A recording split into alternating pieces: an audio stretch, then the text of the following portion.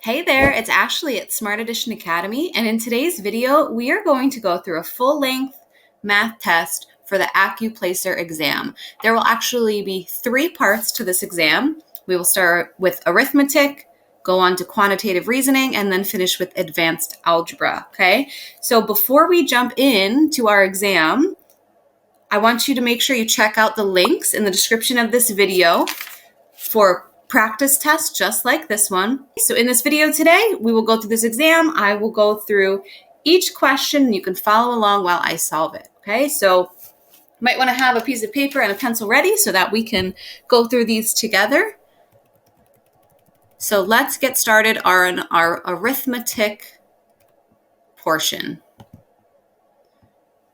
Okay, so we have a box plot here. The box plot shows the number of weekly sales by a business during the year. Which statement is true for the box plot?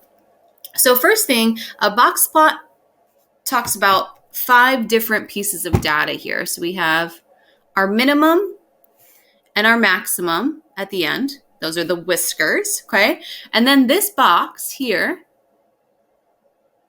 is our different quartiles. So quartiles is just cutting our data into quarters, into 4. So this would be quartile 1. This would be quartile 2, also known as the median, right in the middle. And this would be quartile 3, okay? So let's check out our options and see which one makes the most sense. So which one is true? The median is 34. So now that I've placed my labels on each of these points, we can see the median is definitely not 34. Our median is way over here at 60. So that one doesn't make sense. The median is 72. Nope, we just said it should be 60. The difference between the max and min is 40. So we have 90-ish here and 20. 90 minus 20 is definitely not 40, but 90 minus 20 is 70. So it looks like this is our option. Okay, so using that 5-number summary to answer these questions, that's the important thing for our box plots. Okay, change 5 3/8 to a decimal. Simplify completely.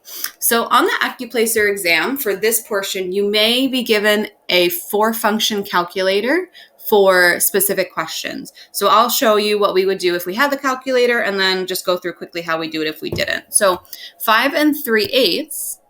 Okay, we need to turn this into a decimal. Really, we have 5 point something, right? That whole number is going to stay. So to figure out what goes next, I take the 3/8 and I'm going to do 3 divided by 8. So if I need to do that with a calculator, I can just plug that right in and I would get 0.375. So 5.375 should be my answer. Now, if we don't have a calculator for this question, we might just have to do long division. So 3 divided by 8. Okay, we're going to have to add a decimal with a 0. Whenever I add the decimal, I like to bring it right up. Okay, 8 goes into 33 times. That's 24. 30 minus 24 is 6. I need to add another 0 to bring it down. 8 goes into 67 times. 8 times 7 is 56. I need to bring down 1 more 0.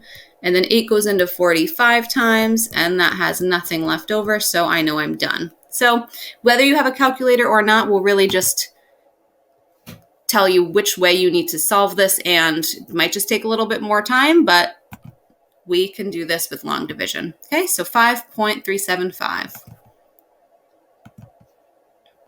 Okay. Here's some basic addition for us. I'm assuming this one they wouldn't give us a calculator because why would they be testing this, right? So how can we add these together? I might stack them. So I like to put the larger number on top because remember with addition, we can add in any order and we'll get the same answer. So then 2 plus 5 plus 3. So that'd be 7 plus 3 is 10. Make sure you carry the 1. 1 plus 8 plus 4. So that'd be 9 plus 4 is 13. And then 1 plus 7 would be 8. So 830 would be what you get when you add those all together. Okay, multiplication of fractions. So for this multiplication, I like to turn these into improper fractions. To turn these into improper fractions, we do 4 times 3 is 12, and then add the 1. So this would be the same thing as 13 fourths times 3 times 2 is 6, plus 2 more is 8/3. Okay, so from here, we're just going to multiply across the top and across the bottom. So across the top and across the bottom. A trick here, okay, this might be something that can be really helpful, is to cross cancel. So if you look at the top and you look at the bottom, you see any numbers that share factors. So for example, 4 and 8, right? 4 and 8 share a factor of 4. Divide each of these by 4. And then when we go through, 13 times 2 would be 26. 1 times 3 would just be 3. I do the simplification first. So this can be really helpful on an exam when maybe you don't have a calculator for this. This will help you do the work a little quicker. So now we just have to turn it back into a mixed number. 3 goes into 26 8 times. So 8 times 3 would be 24. So with 2 left over. So 8 2/3 is my final answer. Okay, which percent is equal to the ratio 4 to 5? So 4 to 5 is the same thing as if we wrote it as a fraction, 4 over 5. Now, how do I turn this into a percent? We could either just do 4 divided by 5. If we have a calculator, this might be a good strategy. 4 divided by 5 is the same thing as 0.8. And then we just swoop the decimal twice or multiply by 100, same thing. And this would give me 80%. Okay, if you have a calculator, or if you know 4/5 is the same thing as 8/10, not so bad. You also could just turn this into an equivalent fraction over 100, because percent literally means out of 100. So 5 times 20 and 4 times 20, okay, we would end up with 80 over 100, which again is 80%. So there's 2 different ways to do that question, depending on whether you have a calculator or not, or just whichever one you feel more comfortable with. So 80%. Okay, which math statement is true? All right, so I'm going to just go through each of these options and get rid of it if it's not true and see what we have left. So 3 divided by 1 equals 0. 3 divided by 1. Anything divided by 1 is itself. So 3 divided by 1 should be 3. So it's not this one. 0 divided by 3 equals 1. Well, think about if I had $0 and I wanted to divide them among 3 people. Well, everyone would not get $1. They would still get $0. So this is actually 0. 3 divided by 0. So big red flag here. You cannot divide by 0. Okay, in mathematics, that is not possible. This would be an undefined answer. So this is not true. So it looks like we have to choose none of the above. None of these are true. Okay, evaluate the expression 8 minus 27. So this is an integer question. And when we have this, we can think about it as 8 minus 27, or it's also the same as 8 plus negative 27. So when we write it like that, it's easier to see that we could rearrange this a little bit, and that might be easier. So really what we're doing here is we're finding the difference between 27 and 8. Okay, 27 minus 8 would give me 19.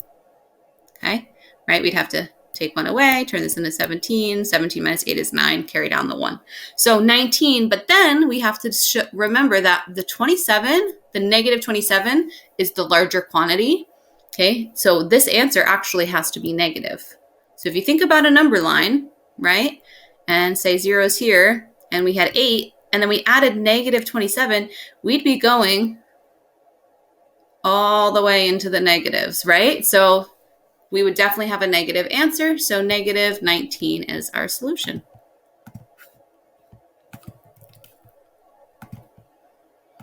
Okay. 3/14 divided by 3. So whenever I have a fraction with division, I think about fried chicken. Okay, think about fried chicken. But instead of KFC, it's KCF. Okay, KCF. So what this tells me is to keep the first number, change division to multiplication, and flip the 3, which is really 3 over 1, flip it to be 1 over 3. Okay, so now I can just multiply, and when we multiply, we go across the top and across the bottom. I'm going to cross cancel again because this is a really, really helpful strategy when we are multiplying fractions. I see a 3 on the top and the 3 on the bottom. I can divide each of these by 3, right? They really just cancel out. And now when I multiply across the top, I just have 1. And across the bottom, 14 times 1 would be 14. And I did my simplification before I even multiplied. So that is a lot quicker of a strategy. So 1/14. Okay. Professor Markham has 127 students in her calculus class, but 37 drop out because it is too difficult. How many students remain? So if I have 127 students and 37 drop out, I'm going to be subtracting. So I might just stack this so that I can subtract. 7 minus 7 is 0. 2 minus 3 I can't do, but really I could think of this as 12 minus 3, which is 9. So 90 students remain in the class.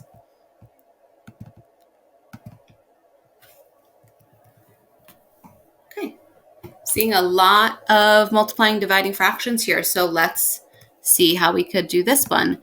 Again, we have mixed numbers, so I might turn these into improper fractions first. 9 times 2 is 18 plus 7. Okay, that would give me 25 over 9. Divided by 3 times 2 is 6 plus 1 is 7. Divided by 7/3. So let's think about fried chicken, right? Keep, change, flip. So keep 25/9, change division to multiplication, and flip this to 3 over 7. So take a second. Do you see any cross-canceling that we can do here? Anything on the top that shares a factor with anything on the bottom. So I notice that 3 and 9 can each be divided by 3. So when I do that, now I just have 25 times 1 and 3 times 7. And my last step is to turn this into a mixed number. 21 goes into 25 once, with 4 left over 1 and 4 21sts.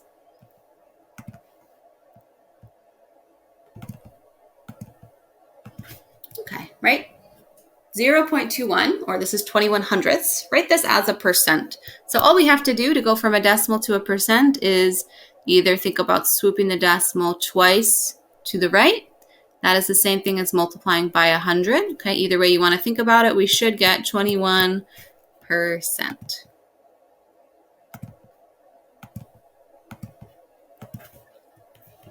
All right, let's look at this histogram. So the histogram below shows the amount a family spent on groceries during the year. Which statement is true for the histogram? So I have frequency on my vertical axis, and then I have the amount they spent on my horizontal axis. Okay, so it looks like if I just look at this quickly, this looks like where they spent the most money. Okay, so let's see what our options are. So the lowest frequency is between 80 and 110. So is this the lowest frequency? Nope, it looks like that would be. Okay, so that one's not correct. The highest frequency is between 140 and 170. All right, no, it looks like this one is actually the highest frequency, so that's not correct. More than half of the amount spent is greater than 140. So more than half. So does this look like more than half? So this is every week. There should be 52. This looks like 13 plus 7 plus 3. So that would only be 23. So that is not more than half. So the last option says more than half of the amount spent is between 110 and 170. So we said this was 13 and this one is 14. That would be 27. So that would be more than half of the weeks they spent between $110 and $170. Okay, so process of elimination, that one is the only one that makes sense. Okay, which statement about multiplication is true? The order of two factors in multiplication has no effect on the product. Okay, so think about, could I do 3 times 4 and get the same thing as 4 times 3? Okay, both of these are 12, right? So that one looks good. I like to go through and just let's double check the rest of our options. The signs of the two factors in multiplication have no effect. Well, this is definitely not true, right? If I do a positive times a negative, I would get a negative. But if I did a positive times a positive, I'd get a positive. So the signs definitely matter. Memorizing a multiplication table is sufficient by itself to determine any product. I mean, I don't think you're going to memorize the entire multiplication tables up until infinity. So that one doesn't sound so good. And none of the above, no, because we know that the first one sounded correct. So let's go with that. Okay, what is the product of 8 to 15 and 25%? So I'm looking at my options first before I start to solve and noticing these are all fractions, right? So all these are fractions. What I'm going to do is turn each of these into a fraction. So 8 to 15 is the same as 8 over 15. And 25% is the same thing as 25 over 100. Remember, percent means out of 100. So now, what does product mean? Okay, this is an important thing to know, is our words that represent operations. So product means multiplication. So I'm going to multiply. So again, on this test, you don't know. I'm not sure if you would get a calculator for this or not. If so, you could just multiply across the top, multiply across the bottom, and then simplify. But if not, it might be really helpful to simplify first. So 8 over 15 times 25 over 100. So it looks like actually 25 over 100 we can simplify. So I'm going to keep 8 15ths and then change 25 over 100. If I divided each of these by 25, I would get 1/4. So from here, I see 8 on the top, 4 on the bottom. Divide each of these by 4. And when I multiply across the top and across the bottom, I get 2 15ths as my answer. So simplifying first, using cross-canceling, that helps us get to our solution quicker. Okay, write 290% as a fraction. So again, remember percent means out of 100. So 290 over 100. I need to turn this into a mixed number. All of my answers are mixed numbers. So 100 goes into 290 twice with 90 left over. Okay, can I simplify this any further? The 2 would stay, and then this would become 9 over 10. So 2 and 9/10. Okay, awesome. So we are moving right along in our arithmetic section of the Accuplacer exam. We have a few more questions here. Please feel free to put in the comments how we're doing and if there's anything that you need more support in. I'm noticing we've got another multiplication of fractions. So this might be a great question. I'll pause, try it on your own, and then come back and let's see what we get. So 6/7 times 7/10. I am going to cross cancel. Surprise, surprise, right? Cancel these out. Divide each of these by 7. They'd really just become 1. 6 times 1 would be 6 over 10. Okay, and then I can simplify, divide each of these by 2. I also could have cross-canceled before and divided each of these by 2, right? And you'd get 3/5 either way. So cross-canceling, even if you just do it once, can make your simplification a lot easier. Okay, what is 15% of 64?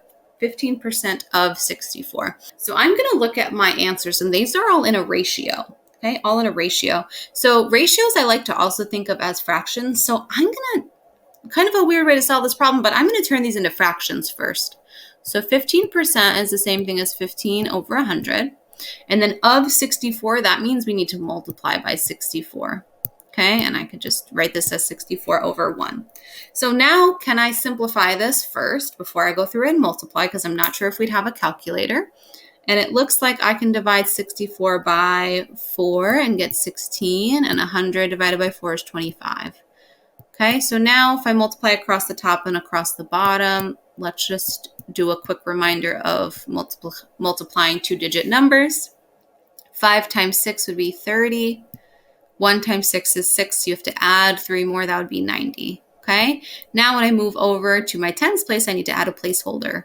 1 times 5 is 5, 1 times 1 is 1, and now I can add these together, and I get 240. So this would be 240 on the top and 25 on the bottom. Let's divide each of these by 5, and we get 48 over 5. So 48 over 5. I want to look at my options from here and see if any of the ratios are the same as 48 over 5 before I continue to simplify. And it looks like 48 to 5, that is the exact same thing as our fraction 48 over 5. Okay, so really important to look at your options here so that you solve the question in a way that will help you get there. What is the quotient of a number divided by itself? Okay, so quotient means division. So we are taking a number and dividing it by itself. Let's think, for example, like 9 divided by 9. What would that be? Okay, 9 divided by 9 would be 1. 100 divided by 100. That would be 1, right? So anytime you take a number and divide it by itself, the answer is always 1.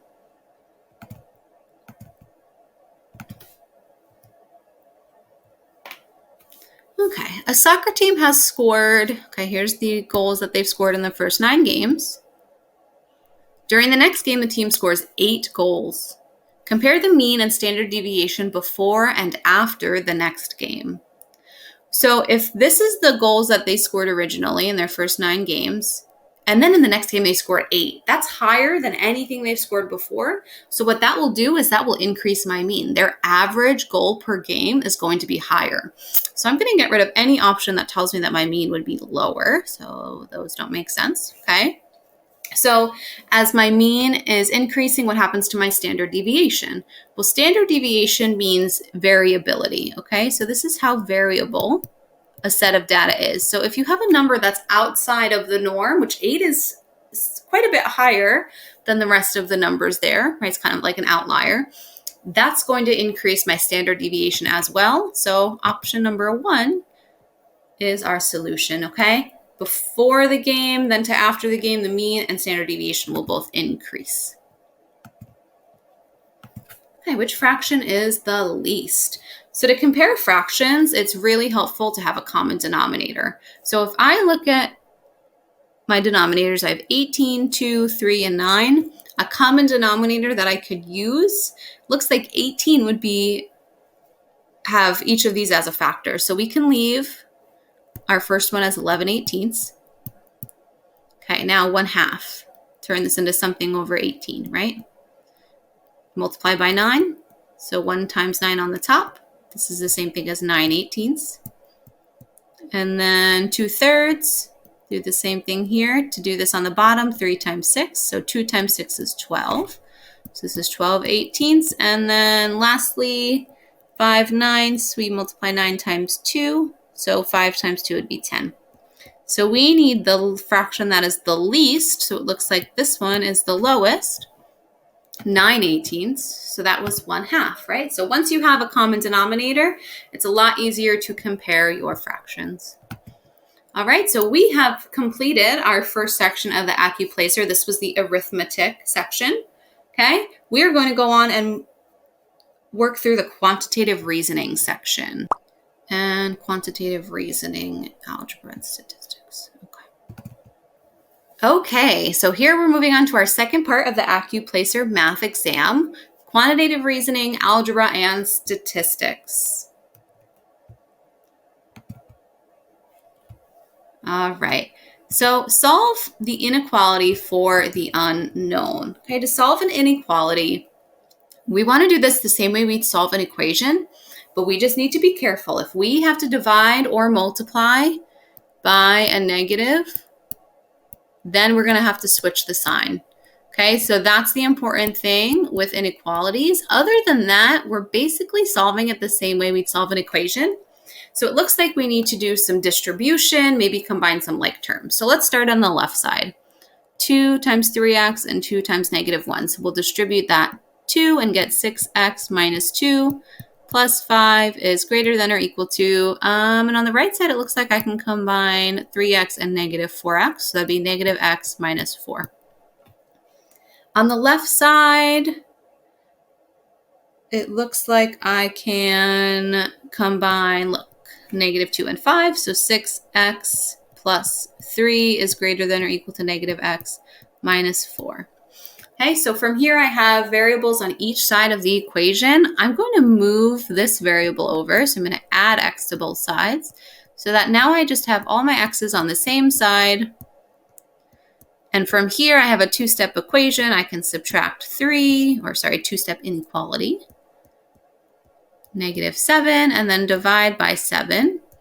And we should get that x is greater than or equal to -1. Okay, x is greater than or equal to -1. So once we distribute, combine some like terms, move the variable over, we end up getting x is greater than or equal to -1. I'm going to choose the option that is closest to that. X is greater than -1. Okay, solve the equation for the unknown. -x minus 15 equals -17. Okay, so I'm trying to get x by itself, so I'm going to get rid of the addition and subtraction first. So to get rid of the subtraction, I'm going to add 15 to both sides. I get -x is equal to -7 plus 15 would be -17 plus 15 would be -2. To get rid of the negative sign, we're dividing by -1, and we get x equals 2. Okay, so x equals 2 is my solution.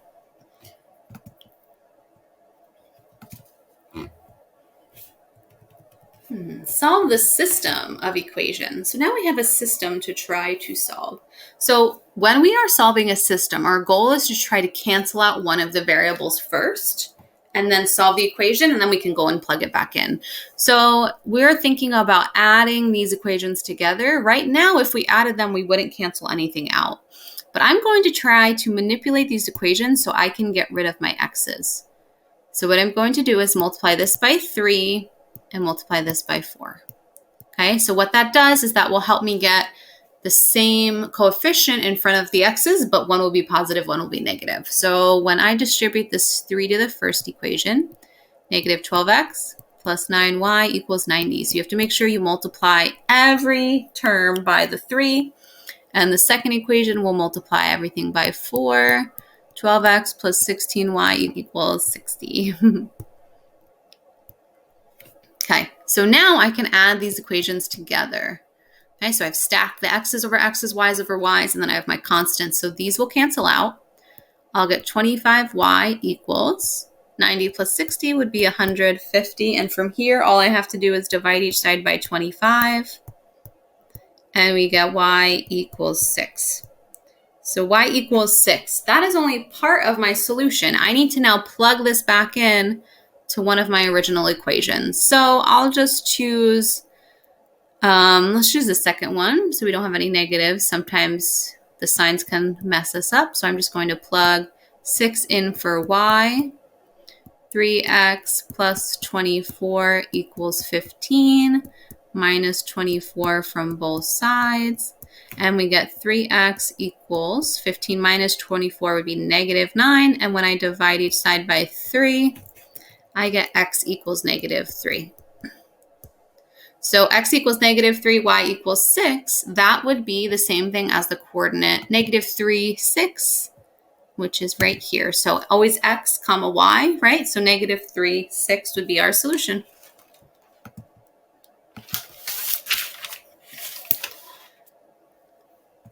All right, now we have a system of equations that we want to solve by graphing.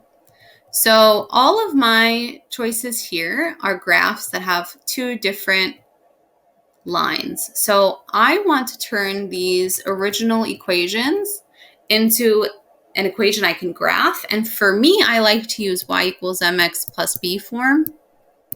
So I'm basically just going to try to get y by itself for each of these equations. So what we do here is we might subtract, here, let me rewrite these. So 3x plus 4y equals -5. So subtract 3x from both sides. 4y equals -3x minus 5, divide by 4. So we're dividing this whole thing by 4. So y is equal to -3/4 x minus 5/4. Okay, so what that tells me is that I have a negative y-intercept and a negative slope. So just a quick little graph of this would look something like negative slope and negative y-intercept would be something like this. Okay, so what does my second equation look like? So let's just do this over here. -2x plus 2y equals 8. Add 2x to both sides. 2y equals 2x plus 8. Divide by 2. When you divide everything by 2, you get x plus 4. So this is a positive y-intercept and a positive slope. So this would be more like this. So I need something that has one with a positive slope, positive y-intercept, one with a negative slope, negative y-intercept. Okay, and it probably is going to intersect right around here. So my first option actually looks pretty good. Okay, so I'm going to think about that. That might be good. Let's see what else we got. Nope, that one definitely does not match up. That one is closer, but I have both positive y-intercepts, so that won't work. And then this one, nope, looks like the positive y-intercept has the negative slope. So that is definitely not correct. So our first option is the 1. Okay, so solving for y and then just kind of drawing a sketch can be really helpful here to know what you're looking for. Okay, so there's our solution. Okay, here's another system of equations. Y equals negative 3x, and then we have x squared plus y squared equals 20. So because I already have y by itself in this first equation, I'm going to use substitution and plug that in for y in the second equation. So what that looks like is x squared plus negative 3x squared. Okay, so I'm plugging in negative 3x for y, and that's going to equal 20. So now I can just do x squared plus, so negative 3 squared would be 9. X squared would be x squared equals 20. Combine like terms. 10x squared equals 20. I can divide by 10 and get x squared equals 2. And then my last step is just to take the square root of each side. So on the calculator function, you would want to plug this in and you would get, important thing to remember here is that x is going to equal positive and negative square root of 2. So if I plug in square root of 2 into my calculator, okay, that is approximately 1.4. So we have a positive 1.4 and a negative 1.4 for my x. Okay, positive 1.4 and negative 1.4. So I already know that option 3 and 4 are not correct. Now what I need to do is take these x values, I have to take both of them and plug them back into one of the equations. So it looks like the first one would be easier to try to get y. So if I do y equals negative 3 times a positive 1.4, this would give me negative 4.2. And then if I did negative 3 times a negative 1.4, this would be a positive 4.2. So when x is 1.4, my y is negative 4.2. That's here, positive 1.4, negative 4.2, and then negative 1.4, positive 4.2. So you can see how confusing some of these signs can be. So you just got to try to keep organized and choose the option that best matches. And it looks like option number 2 is our solution.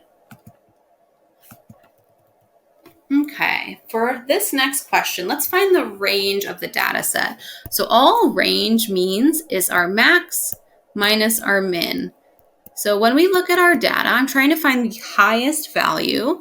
So I'm scanning and it looks like 65 is my max. Okay, now what is my minimum value? So when I'm looking, it looks like 27 is my minimum. So 65 minus 27. So again, in case you were not given a calculator, I'll just show you how to do this real quick.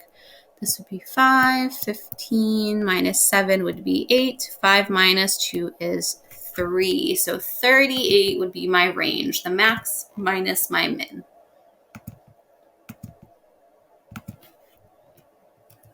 Okay, let's look at a table together. The table shows the number of students in grades kindergarten through 6th grade. Select the correct bar graph for this data. So in kindergarten, we have 135 students. 1st grade, we have 150, and so on. So let's see, if I were to look here, it looks like kindergarten is the lowest. And then 1st grade goes up a little bit more. 2nd grade is a little bit lower. 3rd grade is the highest so far. 5th grade is actually a little higher, and then 6th would be really high comparatively. So I'm just using that so I know what I'm looking for so that when we go down, we can get rid of the options that don't make sense. So this one does not really make sense. Kindergarten, 1st, 2nd, they kind of grow steadily here, which is not true when we looked at our original little sketch, or if we look at those numbers. So Option number 2, oh, that looks good. It goes up and then down, and then this is definitely the highest. That's good. This one steadily increases across the grades. Nope, definitely not true. And this one steadily decreases. So it looks like option number 2 is our bar graph. Okay. Here's another table. So this table shows the weight of 100 laptops. Find the mean weight to the nearest hundredth of a pound. Okay, so mean means the average. So we're trying to find the average weight. So in order to find the average, when you have a table like this, a frequency table, you basically want to take how many total there are. Okay, so it says the weight of 100 laptops. So we're going to divide by 100. And what we do is we just do, okay, well, there's 35 that are 3 pounds. So 35 times 3 plus 24 times 4 pounds plus 19 times 5 pounds plus 11 times 6 pounds plus 11 times 7 pounds. Okay, so I'm going to multiply, and you could even do that off to the side here if you wanted to do that. Okay, that might be a little bit easier. So let's do that. 35 times 3 is 105. 24 times 4 is 96. 19 times 5 would give me 95. 11 times 6, oops. Sorry about that. 11 times 6 is 66. And 11 times 7 is 77. So now we need to add all of these together. Okay, so when we add these all together, if you're given a calculator, great. If not, you just have to add the ones, add the tens, add the hundreds. You should get 439. So 439 divided by 100. Okay, really that just swoops the decimal to the left twice. So 4.39. Okay, 4.39 would be the mean weight, the average weight. And it said round to the nearest hundredth, which we are already in the hundreds place. So we are good to go. 4.39. Okay, here's some binomial multiplication for us. Okay, we have 2 terms in each set of parentheses. So what we do here is we are going to use, I like to use FOIL to make sure that I multiply each thing. So I take my first terms and multiply them. So it'd be 8y to the third. I take my outer terms, the ones on the outside of the parentheses, and that would be 20y squared. And then the inner terms, those are right next to each other. And then the last term in each of my parentheses. So FOIL can be a helpful way to make sure you multiply each term in your sets of parentheses. So 8y cubed plus 20y squared plus 6y plus 15. There we are. Okay, apply the polynomial identity to rewrite 27x to the third minus 8. Okay, so there's a polynomial identity here talking about a perfect cube, okay, because each of these are perfect cubes, and that would look like a to the third minus b to the third, so difference of perfect cubes, a minus b times a squared plus ab plus b squared, okay? So if you remember that, great. What this would be is a would be whatever the cube root of 27 is, which is 3, and then the cube root of x cubed would be x, and then b would be the cube root of 8, which is 2. So then I could just plug this in. So this would be 3x minus 2 times, so 3x squared, that would be 9x squared, right? 3 squared, and then x squared plus 3x times 2 would be 6x plus b squared would be 2 times 2 is 4. Okay, so if I know the polynomial identity, then I could choose option number 2 by doing that. Okay, if I don't know the polynomial identity, a strategy might be just to go through and multiply these together, right? And you'd have to do some distribution to do that and see which ends up simplifying to 27x to the third minus 8. Okay, so the polynomial identity will save you some time, but if you do not remember it on the test, just distribute each of these to find the one that will give you what you started with as your answer. Okay, so whichever one simplifies to 27x to the third minus 8, and that is option number 2 for us here.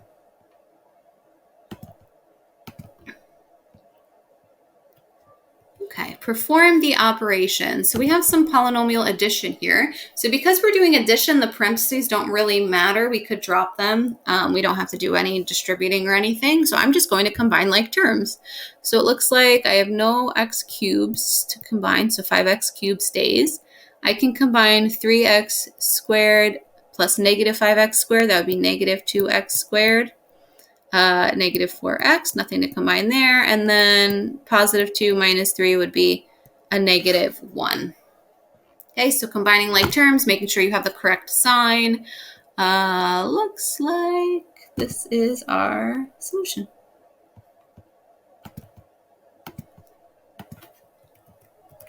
One online seller has about 6 times 10 to the 8th online orders, and another online seller has about 5 times 10 to the 7th online orders. How many times more orders does the first company have?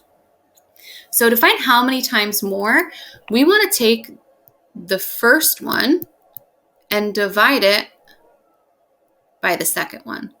Okay, so that will tell us how many times bigger the first one is. So here I'm going to actually work on the tens first. So you can kind of think of this as dividing this and then dividing this if you want. But really what I want to do is I want to simplify this spot first, 10 to the 8th over 10 to the 7th. So this would cancel out and just leave me with 10 to the 1st. So really what I have to do is 6 fifths times 10 to the 1st, which is just times 10. So 6 times 10 is 60 over 5. So 60 divided by 5 is 12. So the first company has about 12 times more orders than the second. All right, simplify here, x squared, y to the negative second, x to the negative third, y to the third. So let me show you 2 ways to solve this question. So one way to do this would be just to use your exponential rules, and when we are dividing, we subtract. So we're going to do x squared divided by x to the negative third. So that's really x to the second minus negative 3. And then y to the negative second divided by 3 would be y to the negative second minus 3. So when we simplify, this is really plus. So x to the 5th, y to the negative 5th, which is x to the 5th. And when you have a negative exponent, you just plop it down to the bottom. Push it down to the bottom, make it positive. That is one strategy, okay? One thing that you could do. Another strategy would be to rewrite this with positive exponents first. So the x squared will stay on the top, but my y to the negative second, I'm going to push down to the bottom to make it positive.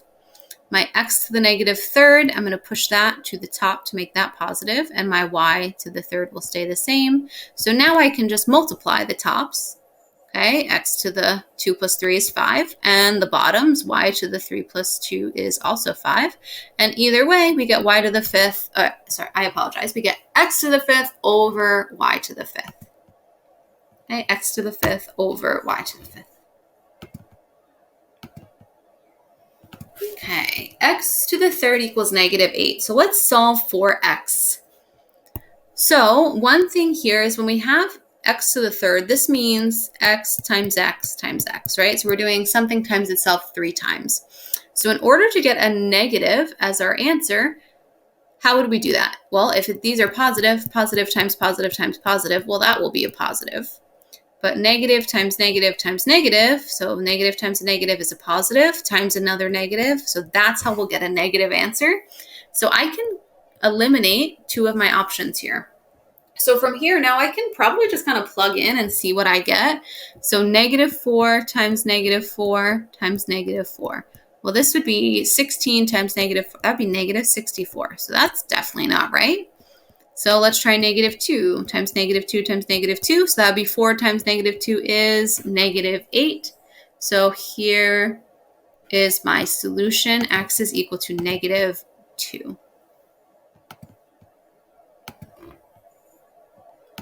All right, let's look at a statistics question. So a factory is investigating defects in screwdrivers that have been placed in containers to be shipped to stores. Random containers are selected for the team leader to review. What type of sampling is this? So we are looking for defects in screwdrivers, and they took those screwdrivers and put them into different containers, right? So now we have different containers of screwdrivers, right? There's the containers, and what we really care about is the screwdrivers inside. So what they're doing is they're just choosing a random container to test. Not specific screwdrivers, just a random container. So because those screwdrivers are in containers, this is what we would call stratified random sampling, because we took it and we put them into other groups before we then chose a random group to test. So stratified random sampling.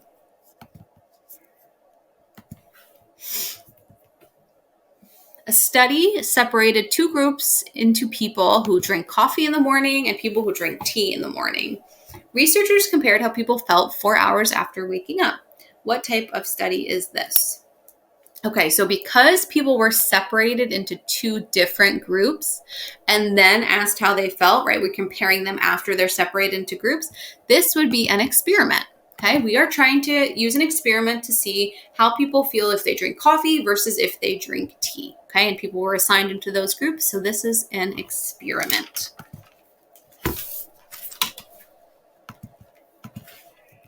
Okay, a class of fourth graders decides to split into groups based on the first letter of their last names. Then they choose students from each group. Which type of sampling is this?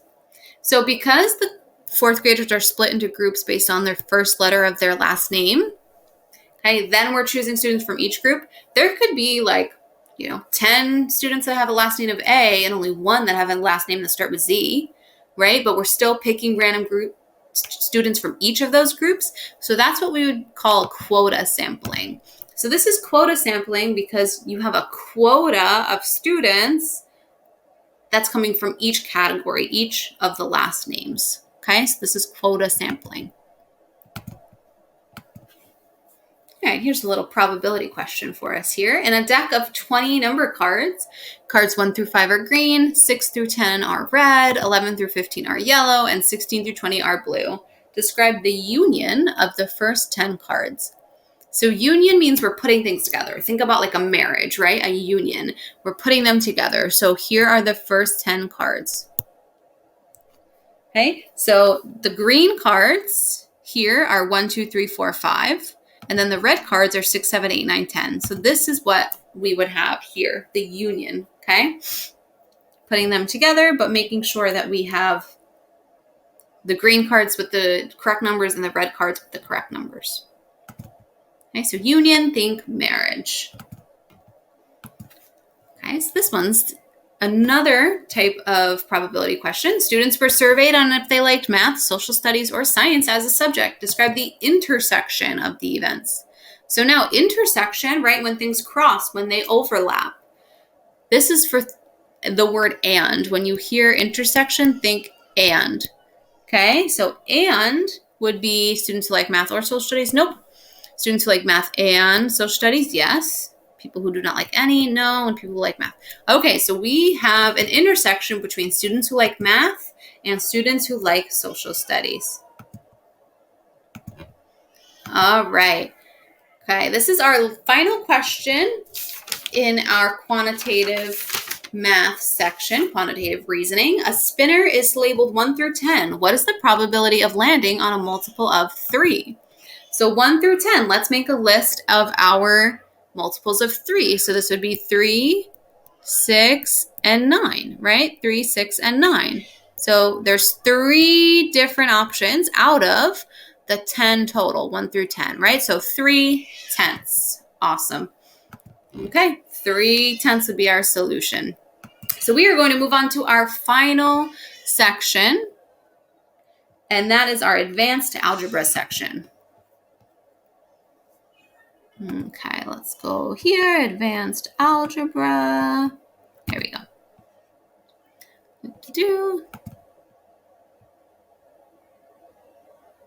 Awesome. Okay, if you're still with us, you are doing an amazing job. We are going over the Accuplacer Math exam. Our final section is the Advanced Algebra and Functions section, okay? So for this part of the exam, when the calculator pops up, you may also have square root functions as well as a graphing calculator function. So we'll see how that can help us. Okay, our first question is about circles. Find the area in square inches of a circular pizza with a diameter of 10.5 inches, round to the nearest hundredth. Okay, and it's telling us to use 3.14 for pi. So area of a circle, area equals pi r squared. Okay, important to know that formula. So if our diameter is 10.5, the radius is going to be half of that, right? Radius is going to be half of that. So 10.5 divided by 2, that would be 5.25. So I need to find the area. I'm going to plug in 3.14 for pi, and then 5.25, okay? And then I'm going to square it. So if I have to do my exponent first, right? So make sure you do 5.25 and then square it. So area is going to equal 3.14 times 27.5625, and I can just use my calculator to multiply, and I will get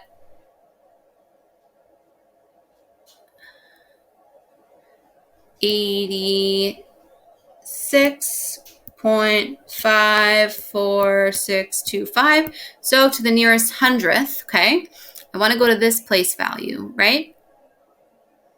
So 86.54 is the closest option there, okay? The one that is the closest to what I got, 86 and 54 hundredths.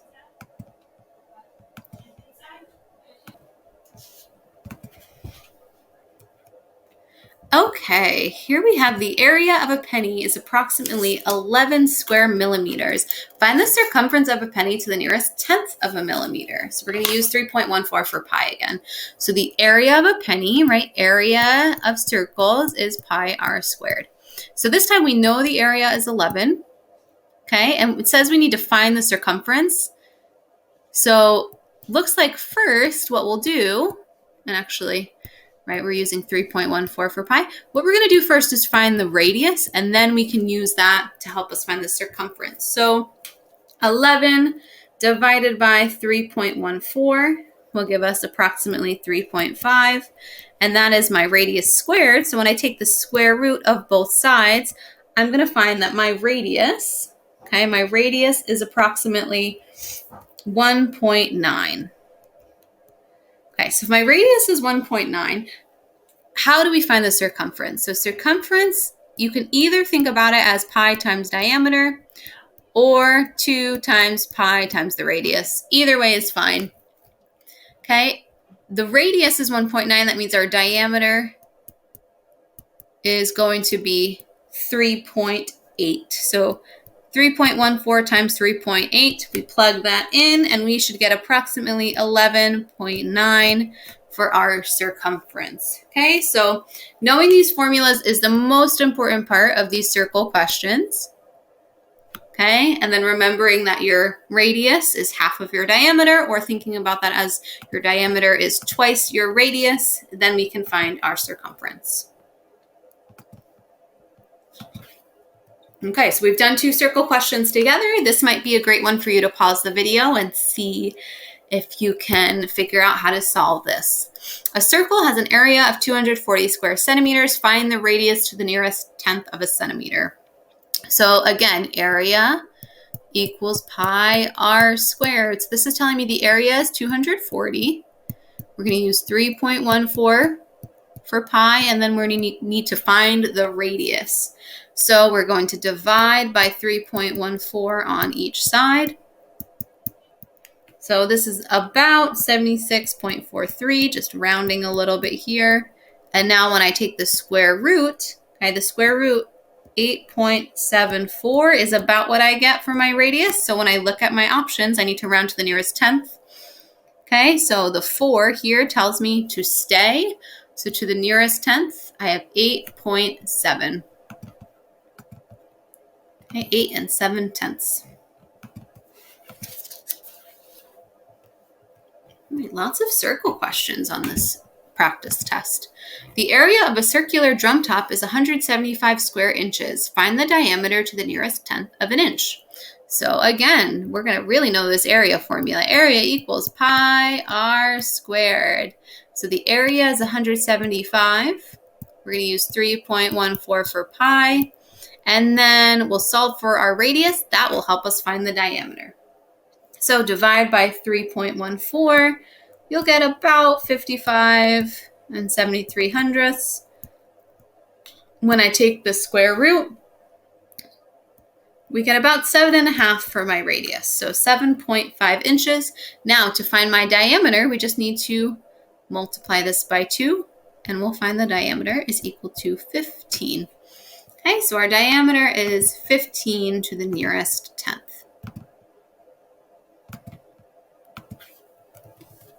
What is the intersection of two walls in a room? So let's think about this. I like to draw pictures to visualize sometimes. So let's say we have a wall here, and then we have, I don't know, like a side wall, okay? Something like this. So the intersection of the two walls would be right here. So what is this? Is this a ray, a line, a point, or a plane? So this, to me, when I see the picture, this is definitely looking like a line. A ray would only have an arrow at one end, would only go on at one end. A point would just be a little dot, right? And a plane is actually what the wall is. The whole wall is a plane. So the intersection would just be a line.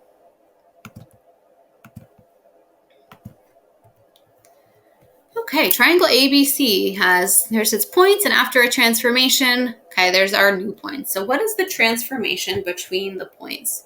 So if I look at what we started with, A was 4, -5, and then A prime is -4, 5.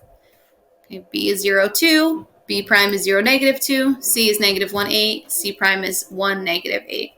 So what happens when we go from our original to our image after the transformation?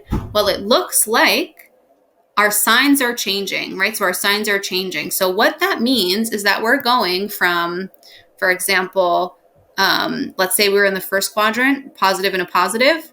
If all of my signs change, I would be down here, negative and a negative. So how would we get from that point? So would we reflect across the x-axis?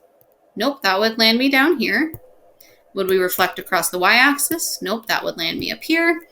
Rotate of 180 degrees, 2, that sounds good. And 270 would be 1 too many. So it looks like rotation of 180 degrees. And if you remember your rotation rules, that goes from xy, right, to -x, -y. So we change the signs.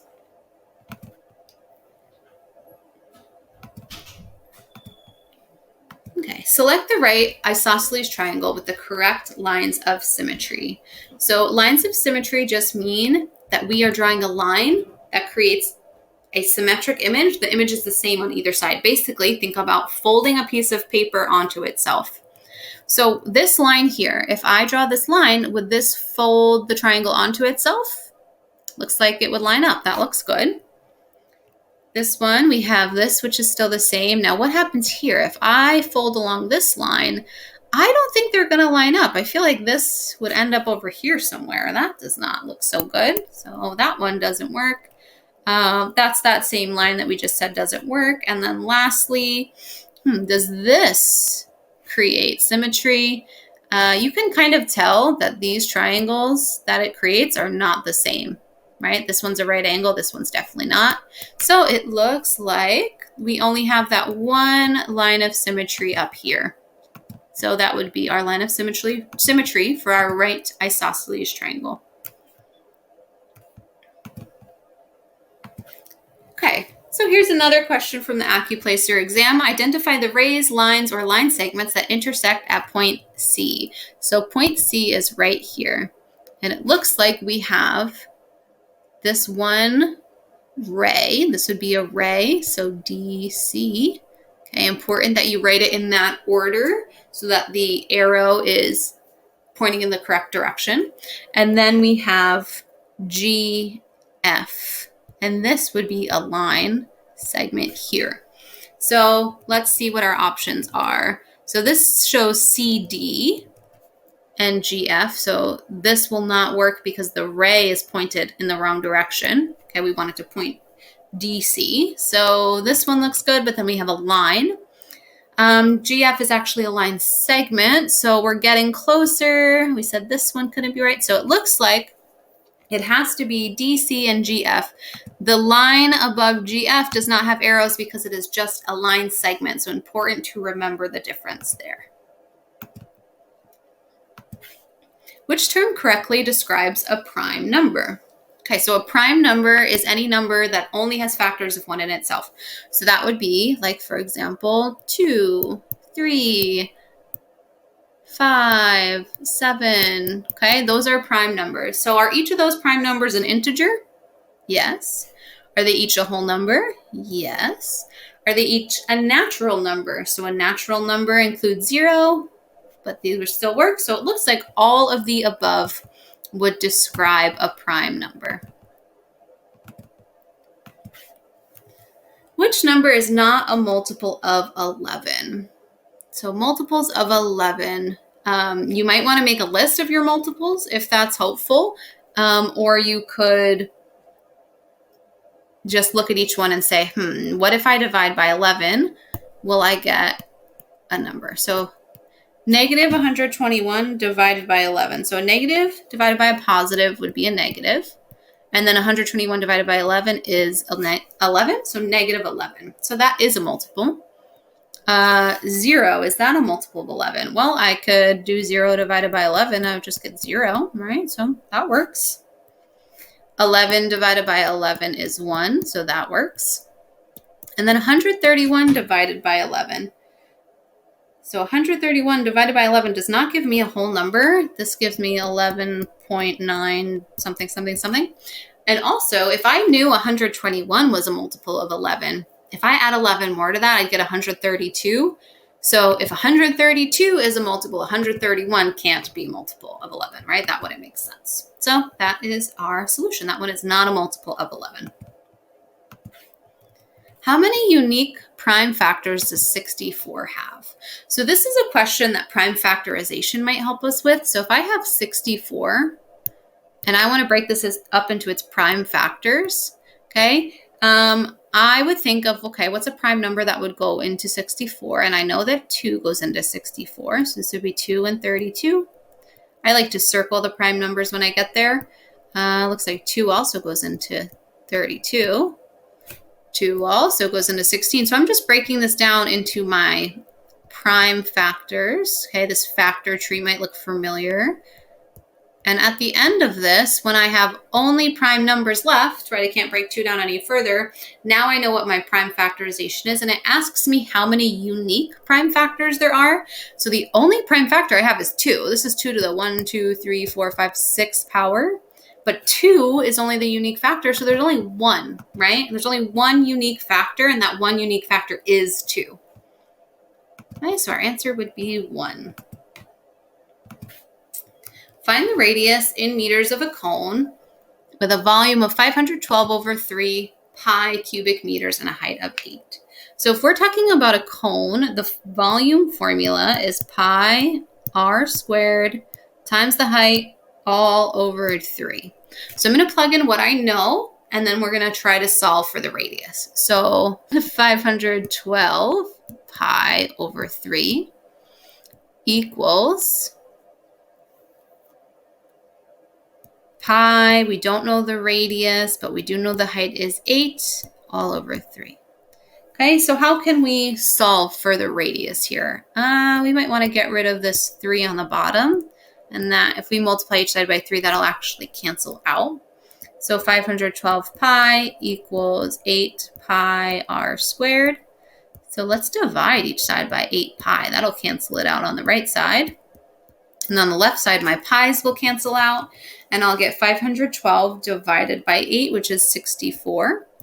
So 64 equals my radius squared. I'm going to take the square root of each side. And the square root of 64 is 8. So my radius would have to be 8. Just going to go back to the question, make sure I'm answering what it asks, and it did ask me for the radius. So my radius is 8.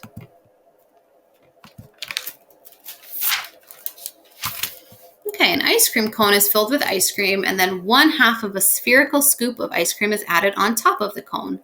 The diameter of the top of the cone is 8 centimeters. So I'm just going to draw that in. I love to use the visual to help me. So the diameter goes all the way across. That's 8.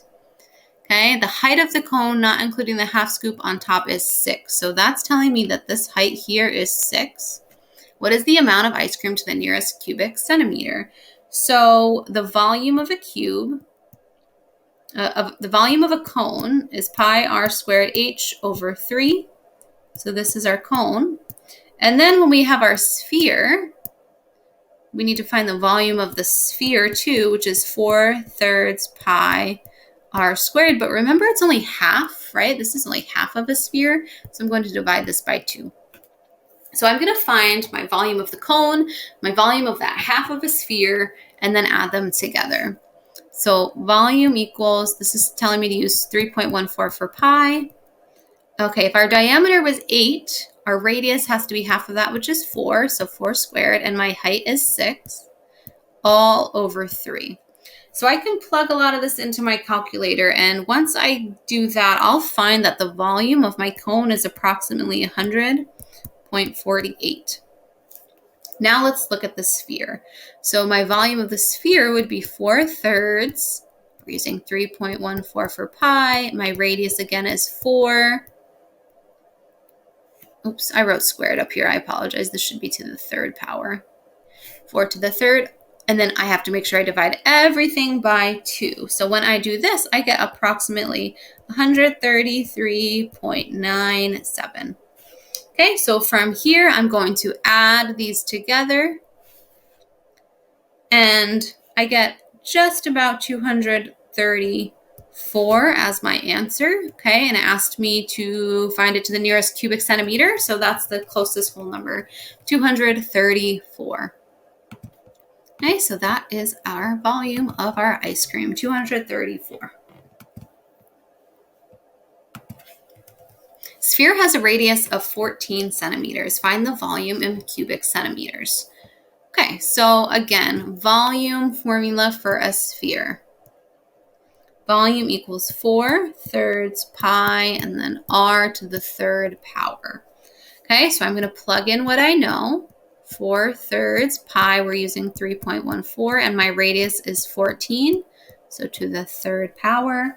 Now, when I plug that into my calculator, I will get approximately 11,488 cubic centimeters.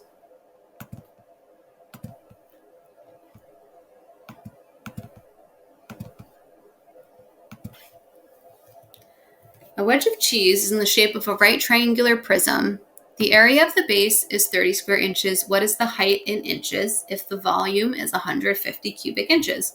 So whenever we have prisms, the volume formula we can use is volume equals the area of the base times the height. So it depends on what type of base we have to find the area of the base. This tells me that the area of the base is 30, and we need to find the height if the volume is 150. So 150 equals 30 times the height, right? The area of the base is 30. So all I have to do is divide each side by 30, and I will find that my height is equal to 5. So the height of this prism is 5.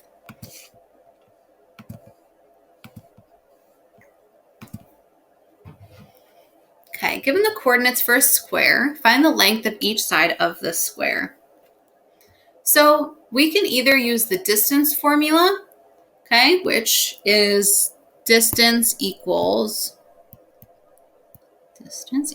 and then the square root of, we subtract our x values and then square it, and then we add that to the difference in our y values.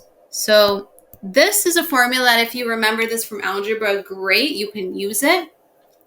But there's a quicker way to do this. So if I think about what this square looks like, okay, -3, -5, say that's this point, and then -3, 4, let's say that's this point, 6, 4, would be over here, and then 6, -5 would be down here. So really, when we're talking about a square, there's a lot easier way for us to find the distance. So for example, this here, -3, -5, -3, 4. So we're basically going from a y value of -5 up to a y value of 4. So we need to just find the distance there. So we can do 4 minus -5. Find what is the difference here, okay, which is just 9. And I could have done that with any 2 points. And if I plug that into my distance formula, I also will get 9. Okay, so drawing a picture here might be helpful. If you had a little scrap graph paper or draw a little sketch of a graph, that could be really helpful to save you some time. All right, a trapezoid has bases of 8 inches and 12 inches and a height of 6 inches. Find the area. Okay, so the area formula for a trapezoid has you add the bases together, base 1 plus base 2, and then divide by 2. Find the average of those 2 bases. Okay, and then we need to multiply this whole thing by the height. So I'm going to plug in everything that I know. So my base is 8, my other base is 12, all divided by 2, and then multiply that by my height of 6. So 8 plus 12 is 20, divided by 2 is 10, and when I multiply this by 6, I should get that my area is 60. Okay, if you get stuck on a question like this and you don't remember the area formula or you're not given it, you can also think about a trapezoid. Okay, say you have 8, 12, a height of 6. Okay, you could break this up into triangles and rectangles as well. So don't get caught up if you don't remember the formula. You could also just try to break the shape up, okay, into something that you do know. All right, you guys are being such troopers. We are starting to wrap up our final section on advanced algebra here. We are going to look at some factoring questions, some polynomials. So for this one, we need to solve the equation by the quadratic formula. So the quadratic formula here is x equals -b plus or minus the square root of b squared minus 4ac all over 2a. Okay, so we need to know, well, what's a, b, and c of this equation here? So because it is already in standard form, it's already equal to 0, in exponents are in descending order, I just take the coefficients in front. A is equal to 11, b is equal to -14, and c is equal to 4. So I can plug in x equals -b. So this is -14, which is really just a +14, plus or minus the square root, okay, -14 squared, minus 4 times 11 times 4, all over 2 times 11. Okay, so we can simplify a little bit here. 14 plus or minus the square root. I'm going to simplify everything under the radical there, -14 squared, and then subtract 4 times 11 times 4, and you should get 20 underneath the radical, and this will all be over 22. So from here, you do 14 plus 20, the square root of 20 over 22, and then 14 minus the square root of 20 over 22, and you should get that x equals 0.84 and x equals 0.43. Okay, so those are your solutions to the equation. 0.84 and 0.43, both are positive.